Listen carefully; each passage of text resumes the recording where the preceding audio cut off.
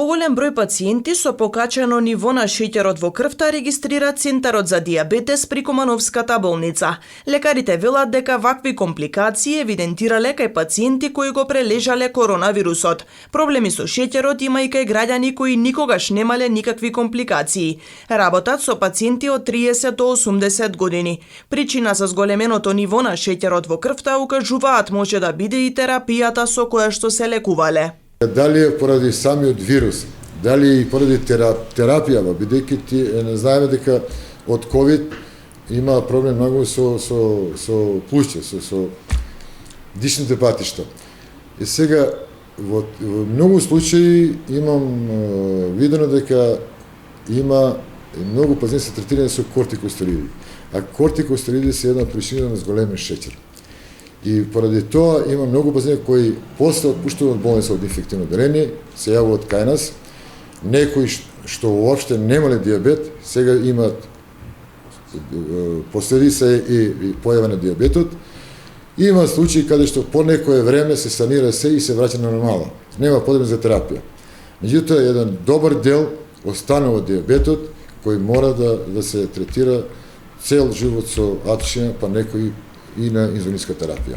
Од оваа здравствена установа нагласуваат дека дијабетичарите се ризична група и треба особено да се придржуваат до протоколите за заштита од COVID-19, но и да се вакцинираат. На ниво на североистокот се евидентирани околу 10.000 граѓани кои имаат проблеми со нивото на шеќерот во крвта. Најмладиот пациент има само 7 години. Бројката на пациенти секојдневно се зголемува. Кај нас на Кумано конкретно сега може да кажем дека има околу 30 пациенти на инзулин, од кои 100 и нешто се тип 1, а другите се тип 2. Севкупна бројка на пациенти дијабетичари, кои ние тука ги имаме регистрирано, се околу 7-8 може би 10.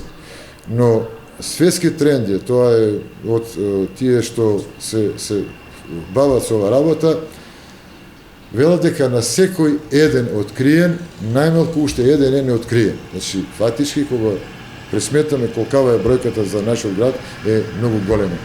Ако порано статистичарите велеат дека од севкупна популација 3 до 4% се дијабетичари, сега бројката на процентуално на тие што се уфатени со дијабет е можеби 7-8% од сукупна популација.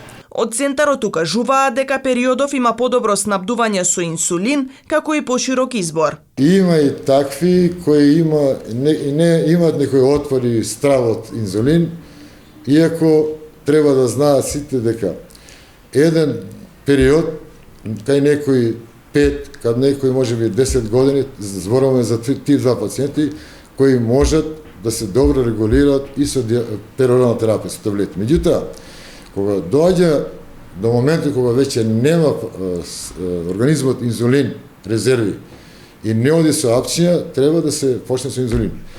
Најголем дел од тие со нашата работа и едукација што има на населението веќе нема толку голем отвор, меѓутоа уште има некои кои се плашат да почнат со инзулин, а препораката е наша дека кога ќе им се каже доктори да почне инзулин, треба веднаш да почне, затоа што со тоа ем го регулираме шеќерот во крвта, ем ги штитиме органите, ем го штитиме целата